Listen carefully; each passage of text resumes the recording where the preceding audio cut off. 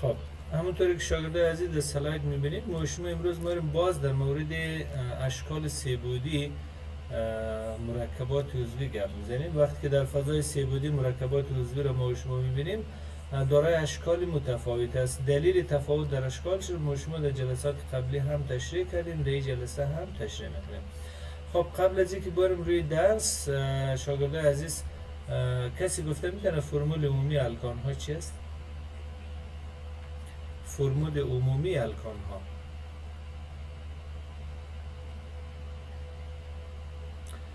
زکیه شما بفرمایید. فرمول عمومی الکان ها که بود CnH2n جمع 2 بود. CnH2n جمع 2 بود. خب کاملا درست است شاگردان عزیز. فرق بین دو مرکب متعاقب در سلسله الکان ها متوجه شدیم که چند کربن و چند هیدروژن است.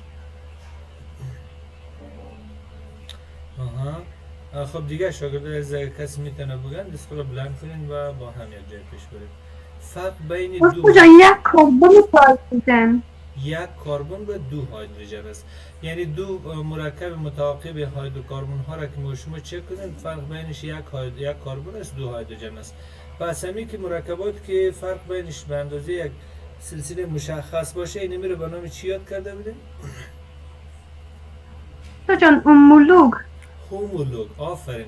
هومولوگ یعنی مرکب یا سلسله الکان ها که سلسله هومولوگ هم یاد میشه به خاطر چی که فرق بین دو مرکب متعاقبش به اندازه یک واحد مشخص است. خب ما شما هیدروکربن ها را که نامگذاری کرده بودیم بازم نامگذاری میکنیم، اما در این قسمت یک خلاصه سوال به خاطر که ما نامش را داشتیم در اینجا. هیدروکربن ها از روی کدام عنصر نامگذاری میشه؟ از روی کربن یا هیدروژن؟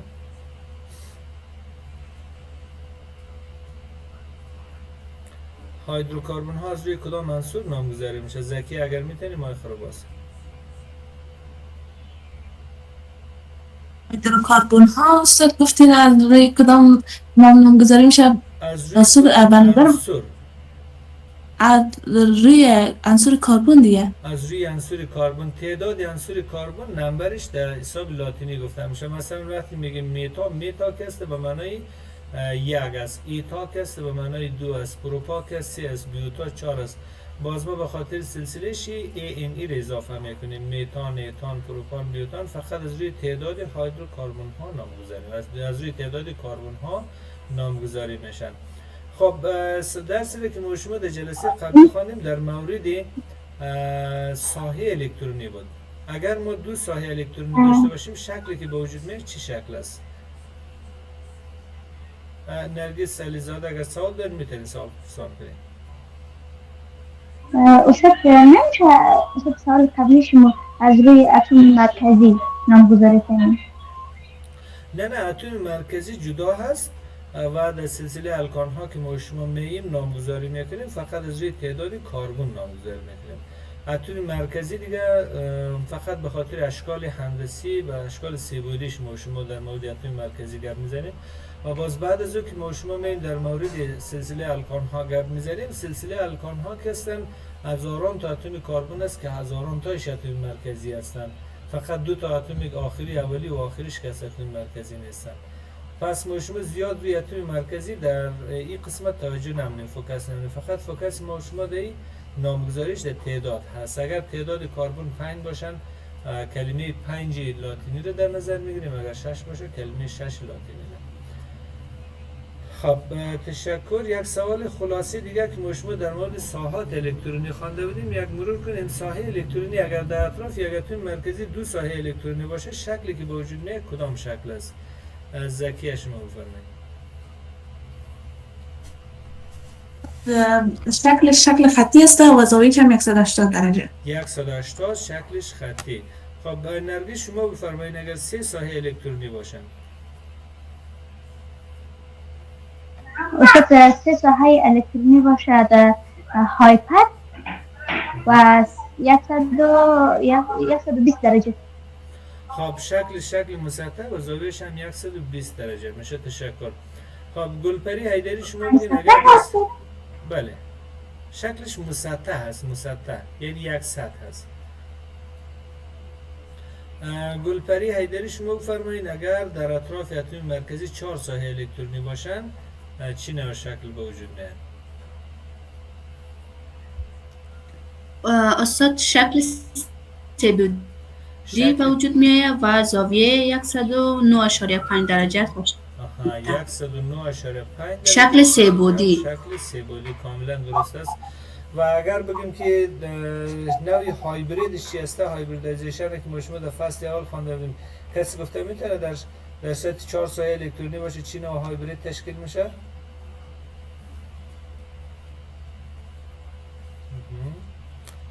هایبریدش مجده سخت‌زاده دیسپلند ذکی شما بگید. ریدش به نظر من اسپی هستن. هایبرید در صورتی که 4 ساحه الکترونی باشند ساختمان سه بعدی تشکیل شوند چی نوع هایبرید تشکیل میشه. باز دوباره فکر کنید چی نوع هایبرید شکل سه بعدی داشتیم و شما خوانده بودیم.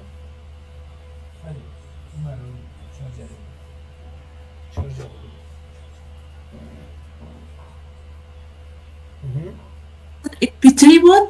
اسپیتری بود. به خاطر اسپیتری که از شکل سه بعدی دارن و 4 وجهی دارن و مساوی با 4 ساحه الکترونی است.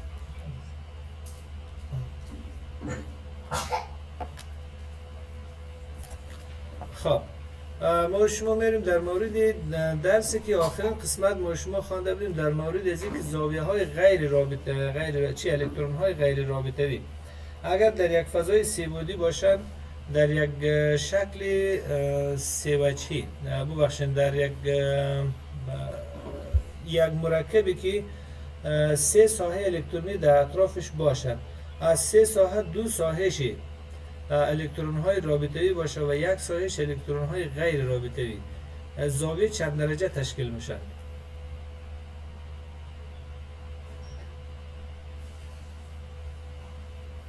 کسی چیزی گفته میتونه؟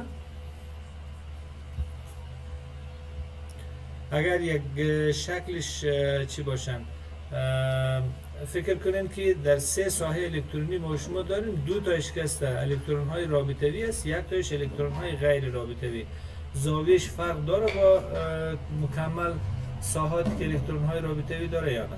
ذکیش بگید. بله، چون که الکترون های غیر رابطه‌ای تاثیر آقای داخلیش خیلی زیاد است و این خاطر یک ذره سرزاویه اصلی تغییر میگذاره، یعنی اونا را نزدیک به هم طلا میکنه و زاویهش هم 120.5 بود فکر کنم یا 120.1 119.5 زاویهش رو چی میکنن؟ خردتر میکنن در اشکال سه بعدی. اما اگر در اشکال در اشکال مسطح، امروز ما شما رو میخوانیم در مورد اشکال سه بعدی، یعنی اگر در صورتی که 4 ساحه الکترونی باشه از 4 ساحه الکترونی ما شما 1 یا 2 ساحه الکترون های غیر رابطه‌ای داشته باشیم چی نوع اشکال را به وجود میارد.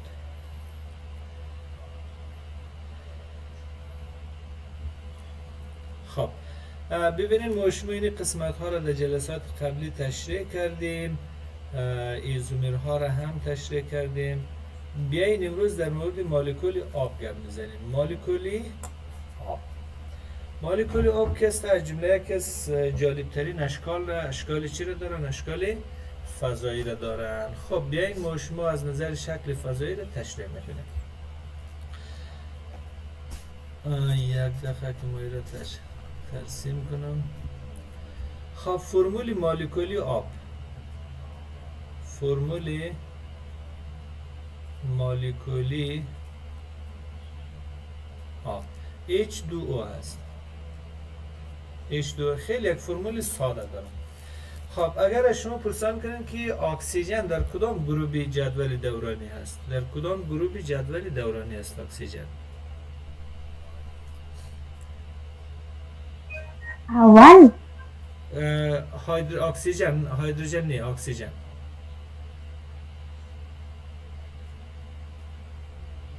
هیدروژن در گروه اول است. اکسیژن در کدام گروه است؟ گروه ششم است. آها، گروه ششم. پس در قشر آخری خود در مدار آخری خود چند الکترون باید داشته باشه اکسیژن؟ 6 شش. الکترون، کاملا 6 دانه. خب بیاین اینمی 6 دانه الکترون را نوشته میکنیم، میبینیم که چی نوع اشکال قشنگی به وجود میارن. خب اگر ما برای شما اینجا یک دانه اتم اکسیژن را رسم کنم، اتم اکسیژنی هم هست، هستهشون در اطراف خود این دو قشر الکترونی دارن، یکی قشر اولی است، دیگه قشر دومی است، به خاطر در پریود دوم جدول دورانی هست. خب فکر کنید اینی اتمی چی شد؟ اتم اکسیژن شد. اگر از این میال خوب دقت کنین شما میتونید که مکمل شکل زیر بعداً دریافت کنین.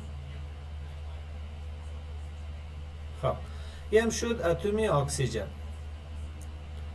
اتم اکسیژن در قشر اولی خود چند دانه الکترون دارد؟ در قشر اولی خود 2 دانه الکترون دارد. 2 دانه الکترون.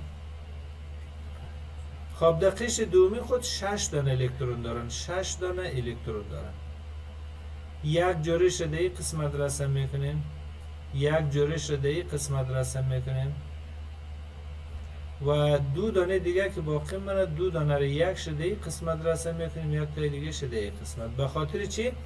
به خاطر از اینکه اینی 2 دانه هیدروژن داریم، این یک الکترون ها را با یک از هیدروژن ها، یک الکترون را با دیگه هیدروژن ها به اینجا به شکل اشتراکی قرار میدیم. پس ما اینجا یک 2 دانه هسته اتم هیدروژن را هم رسم میکنیم، هسته اتم هیدروژن، دیگه یک هسته اتم هیدروژن دیگر را هم در اینجا رسم میکنیم. خب اتم هیدروژن که دارای یک قشر الکترونی هست، یک قشر الکترونی،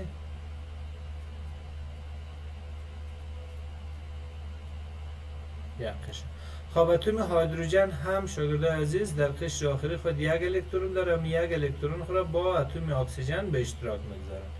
اینی هم الکترونی اتم هیدروژن. خب شاگردای عزیز اگر شما پرسان کنیم در اینمی شکلی که ما شما داریم، مرکبی که به وجود آمده چند ساحه الکترونی وجود داره؟ چند ساحه الکترونی هست؟ الکترونی وجود داره. خب 200. خب دقیق چک کنین از اول تا آخر چند ساحه الکترونی داریم. ما شما ساحه رو برای شما گفته بودیم که کدام مشخصات به عنوان یک ساحه در نظر گرفته میشه.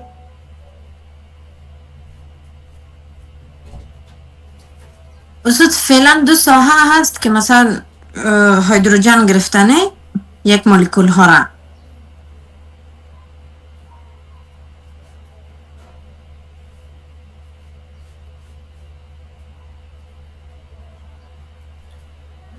خب به غیر از 2 ساحه‌ای که الکترون های رابطه‌ای داره، مثلا اکسیژن و هیدروژن، دیگه کدام ساحه‌ای داریم که الکترون های غیر رابطه‌ای باشن؟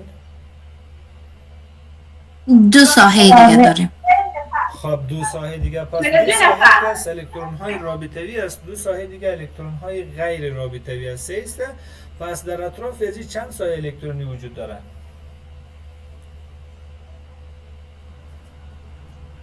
4. در اطراف اتم مرکزی 4 ساحه الکترونی وجود دارند. پس میگیم که در اینجا چند ساحه وجود داره؟ 4 ساحه الکترونی. 4 ساحه الکترونی. خب اگر 4 ساحه الکترونی باشن، شکلی که تشکیل ده شکل چند بعدی باید باشه؟ 4D 3D اونم 3 بعدیش یا 4 وجهی مشافل. خب بیاین در شکل 3 بعدی یا 4 وجهی که ما شما داشتیم زاویه‌اش چند درجه بود؟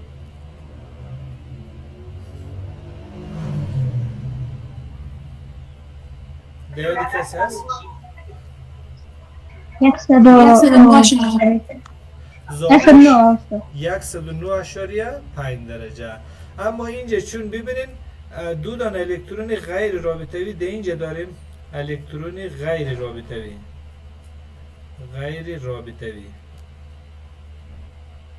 یک جوره در اینجاست، یک جوره دیگه در اینجاست، الکترون غیر رابطه‌ای.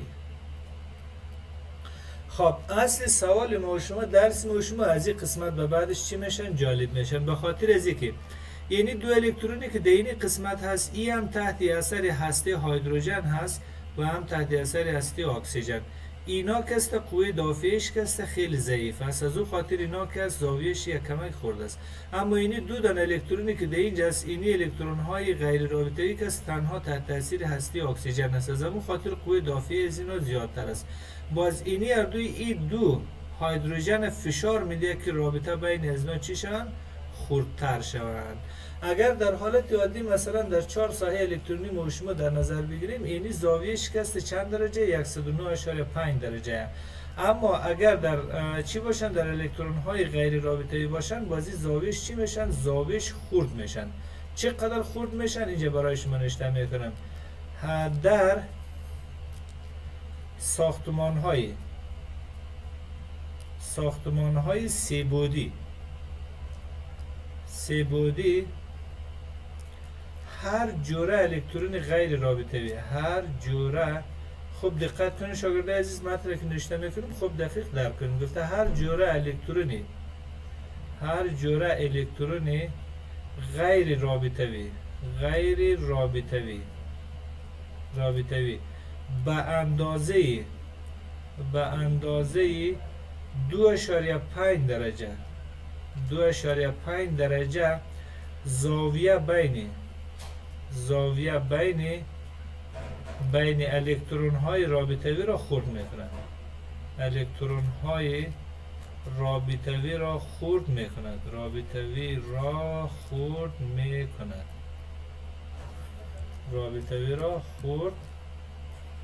خرد میکند. خب من نوت شده اینجا نوشته کردیم. پس شما شاگرد عزیز خودتون شما حدس بزنین. حالی دو جوره الکترون غیر رابطه‌ای داریم، هر جورهش 2.5 درجه زاویه را خرد میکنن. پس ببینین حالی بین ازیمی دو هیدروژن، زاویه بین ازیمی دو هیدروژن چقدر خواهد باشه در نظر شما؟ کسی هست که یک حدس بزنه محاسبه کنه؟ 2.5 استاد؟ هر جوره الکترون به اندازه 2.5 درجه خرد میکنن در ساختمان های سه بعدی یا 4 وجهی. پس ما اینجا دو جوره الکترون غیر رابطه‌ای داریم، زاویهش اینجا چقدر خرد خواهد شد؟ یعنی چند درجه خواهد ماند؟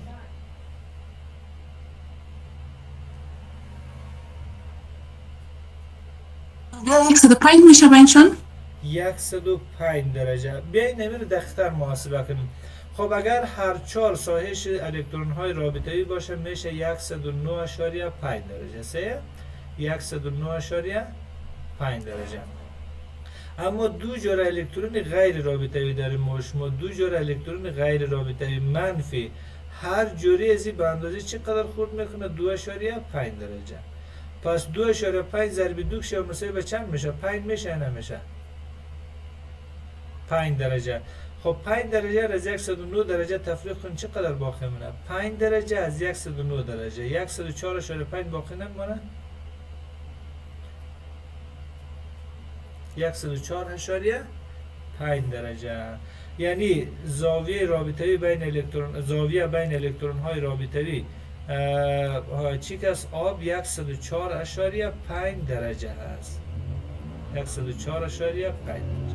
امیدوارم که این قسمت را فهمیده باشین که چطور زاویه در ساختمان های سه بعدی 109.5 درجه است، از آب که 104.5 درجه است. به خاطر چی؟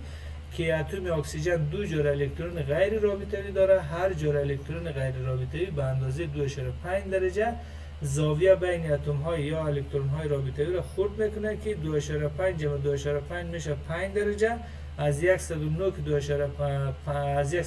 5 درجه را تفریق کنیم 104.5 باقی مونه. اینی شکلش در اینجا برای شما تشریح شده عزیز. ببینید اینی زاویه که در این قسمت هست، من یک بار رنگ مارکر تغییر بدم. خب ببینید اینی زاویه که در اینجا باقی میمونه، اینی زاویه 104.5 درجه هست. به خاطر چی؟ به خاطری که اینی هم جوره الکترون غیر رابطه‌ای است، این هم جوره الکترون غیر رابطه‌ای است. این هر دویش سری اینی رابطه ها فشار میاره تا این رابطه ها با هم نزدیک شه و مقدارش خردتر شه. چقدر خرد میشه؟ هر جوره به اندازه 2.5 درجه خردتر میشه. خب بیاین به این شکل گفته که روش شناسی هندسی مولکولی گفته یک فرآیند 3 مرحله است. مرحله اول شمارش تعیین تعداد الکترون های ظرفیتی در لایه خارجی که ما شما گفتیم اتم اکسیژن 6 الکترون در قشر آخری خود داره. مرحله دوم رسم دوبعدیشه، یعنی رسم ساختمان لوئیس و مشخص کردن پیوند ها و جفت پیوند ها جفت الکترون های آزاد. ما شما ساختمان را رسم کردیم، الکترون های رابطه‌ایش را رسم کردیم و الکترون های غیر رابطه‌ایش را هم رسم کردیم. در واقع مرحله سوم که است ساختمان 3 بعدیش رسم میشه، یعنی با استفاده از تئوری دفع جوره الکترون های غیر رابطه‌ای ما شما رو پیدا کردیم که الکترون های غیر رابطه‌ای الکترون های رابطه‌ای را فاصلش را خردتر میکنه و زاویهش خرد میشه. خب در این قسمت شاگردای عزیز مولکول آمونیا هست. آمونیا رو شما باید خودتون چی رسم کنین. NH3 هست. اتم مرکزی از این نیتروژن است و در اطراف از او 3 دانه هیدروژن است. شما در مورد از این شکل چه رسم کنید خوب دقت کنید. ببینید نیتروژن در گروه 5 قرار دارن. از 5 دانه الکترون 3 دانه الکترون از این رابطه‌ای میشه با هیدروژن، 2 دانه یا 1 جور الکترونش باقی مانند. باز شما پیدا کنید که زاویه‌اش چقدر خرد بشه. خب نقشه دوبعدی آب رو ما شما رسم کردیم به این شکل شد. شاگردای عزیز ببینید یک اتم یک الکترون با یک اتم هیدروژن در اینجا شریک شد، یک الکترون دیگه با این اتم هیدروژن و 2 دانه الکترون از این الکترون های چی باقی ماند؟ الکترون های غیر رابطه‌ای، 2 جوره البته، یک جورش در این قسمت یک جوره این قسمت. گفته 2 جفت الکترونی آزاد یا غیر رابطه‌ای. الکترون های ظرفیتی اکسیژن چند دانه است؟ این الکترون های ظرفیتی یا ولانسی میگیم ما شما زیاد از ولانسی استفاده میکنیم. ولانسی اکسیژن 6 دانه است. گفته الکترون های ظرفیتی هیدروژن 2 دانه هیدروژن کسی یک دانه الکترون در قشر آخری خود داره. خب مجموع هر دوش میشه 8 تا. اینی رو رسم کردیم. بعد این قسمت شکل تا این قسمت پیش رفتیم. خب ساختمان 3 بعدیش را اگر ما شما از نظر اوربیتال ها ترسیم کنیم، اوربیتال هایش به این شکل به وجود میاد. در ساختمان 3 بعدی گفته جفت الکترون ها چی در پیوند و چی آزاد دارای چی است؟ چارج منفی هستند. اگر چی الکترون ها رابطه‌ای باشه غیر رابطه‌ای هر دوش دارای چارج است. اونها برای کاهش دافع در فضای 3 بعدی تا حد امکان از یکدیگر دور میشه، چون در هر دو حالت اینا دارای چی است؟ چارج برقی است، یعنی چارج مثبت و چارج هر دوش دارای چارج منفی است. وقتی چارج منفی باشه چارج های منفی هم دیگه خود را دفع میکنن که در این حالت دفع الکترون ها باعث از این میشه که از همدیگه فاصله بگیرن. خب هندسه فضاییش اگر از نظر فضایی ما شما بخوایم امونیا را تشکیل بدیم، یعنی گاز امونیا شاگرد عزیز در این قسمت یک هیدروژن هست، در این قسمت دیگه هیدروژن هست، در این قسمت دیگه هیدروژن، در وسط هست نیتروژن و در این قسمت جوره الکترونی چی است؟ غیر رابطه‌ای است. خب این یک فضای 3 بعدی را تشکیل میده شاگرد عزیز، فضای 3 بعدی. خب در اینجا زاویه‌اش 107 درجه چی شده نوشته شده. کس تشریح کرده میتونه چرا 107 درجه شده؟ 107 درجه. در نیتروژن زاویه بین الکترون های رابطه‌ایش 107 درجه است. چرا زاویهش 107 درجه است؟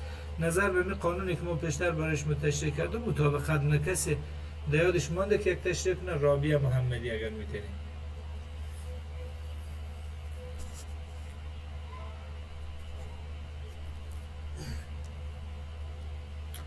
خب دیگه شاگرد عزیز اگر کسی میتونه تشریح کنن دست رو بلند کنن. چرا زاویه 107 درجه است؟ در نرگس علیزاده میتونی؟ آره استاد، به خاطر که شما گفتین او چیز رابطه های دیگه است که از فشار میارن 2.5 گفتین این مثلا چیزی که کمتر میشه. خب در حقیقت باید زاویهش 105 درجه 109.5 درجه باشه، اما چون اینجا یک جور الکترون های غیر رابطه‌ای است اونم جور الکترون های غیر رابطه‌ای به اندازه 2.5 رابطه‌اش را خرد می‌کنن. پس از 109.5 2.5 که تفریق کنیم چقدر باقی مونه؟ 107 درجه. دلیلش را هم کاملا یاد گرفتیم. درست. خب نیتروژن هم در اینجا تشریح شد.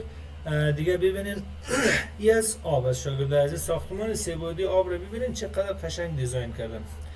و این یک اتم هیدروژن هست،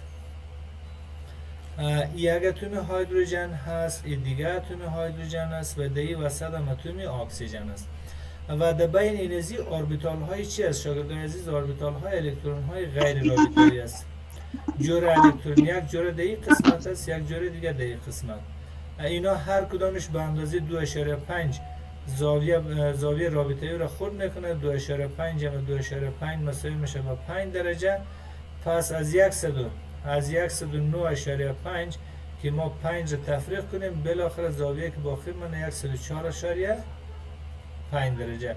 به این دلیل زاویه بین اتم های هیدروژن در مولکول آب چی هستند؟ 104.5 درجه هستند. خب خلاصه درس ما و شما در این قسمت از مولکول آب و مولکول امونیا هر دوش اینجا تشریح شدن. از امونیا که گفته جفت الکترون های آزادش، در امونیا که ما شما یک جور الکترون آزاد داشتیم، در آب 2 جور الکترون آزاد داشتیم. ساختمان لوئیسش به این شکل رسم میشه شاگردان عزیز و از آب که به این شکل رسم میشه. زاویه پیوندی یا رابطوی از این که زاویه رابطوی در مولکول امونیا 107 درجه است، به خاطری که ما محاسبه کردیم از 109.5 که 2.5 تفریق شد 107 باقی مانه. اما در آب که 5 بود، از 109.5 که 5 تفریق کنیم 104 به وجود میاد. شکل هندسیش که است هرم ثلاثی یا هرم سه‌ضلعی هستند و در اینجا که است از آب فقط شکل خمیده را دارند. خب گفته ارزیابی و فعالیت تطبیق روش شناسی. گفته ماموریت ساختمان هندسی مولکولی هیدروژن دای سلفاید را تشریح کنید. راهنمای از فرآیند 3 مرحله شما. خب در این قسمت یک مثال برای شما گفته. این مثال هم خیلی جالب هست. هیدروژن سلفاید، هیدروژن 2 دانه داریم و اتم سلفر داریم. اگر بیتونین نمی شکل تشریح کنید کدام زاویه یا کدام نوع اشکال به وجود میان، میتونین درس که امروز خواندین میتونین تشریح کنید. خب در این قسمت شاگردان عزیز یک 3 دقیقه برای شما وقت میدم. اگر یک نفر هم بیتونه تشریح کنن خیلی عالی است. دای هیدروژن سلفاید یا هیدروژن سلفاید.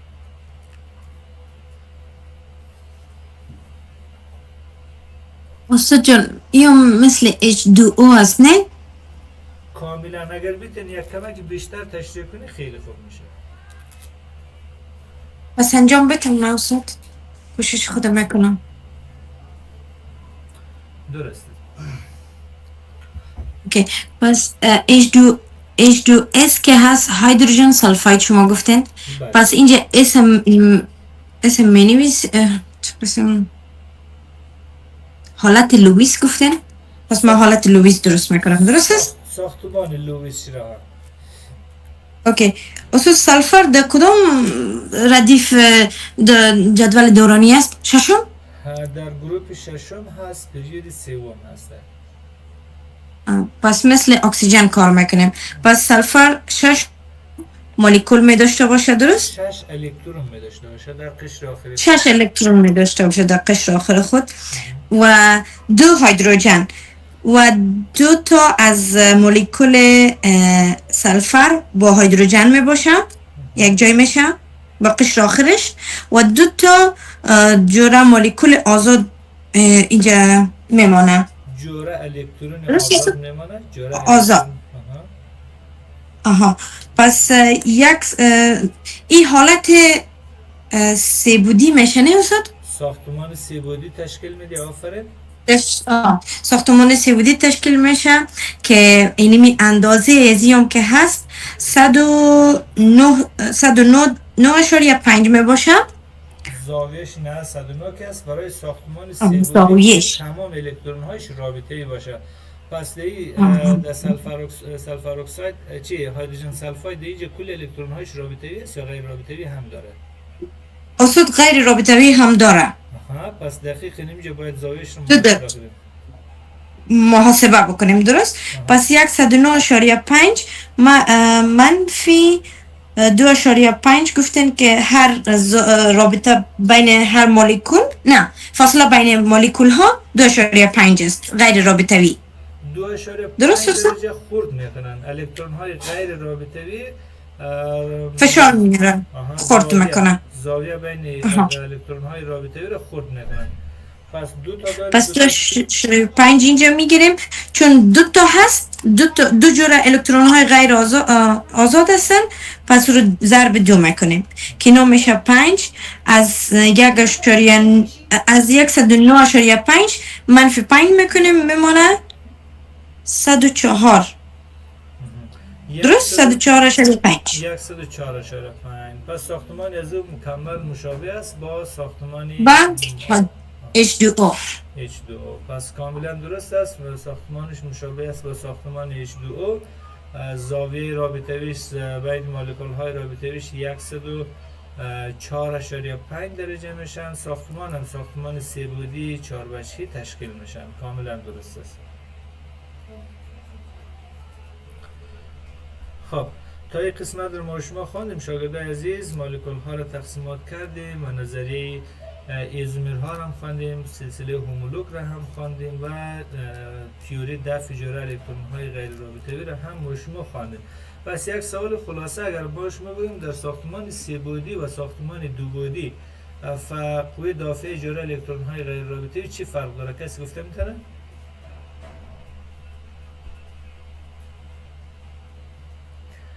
در ساختمان سه بعدی که ما شما تشریح کردیم هر جرعه الکترون غیر رابطه‌ای به اندازه 2.5 درجه خورد میکرد. در دو بعدی یا در مسطح چقدر خورد میکنه؟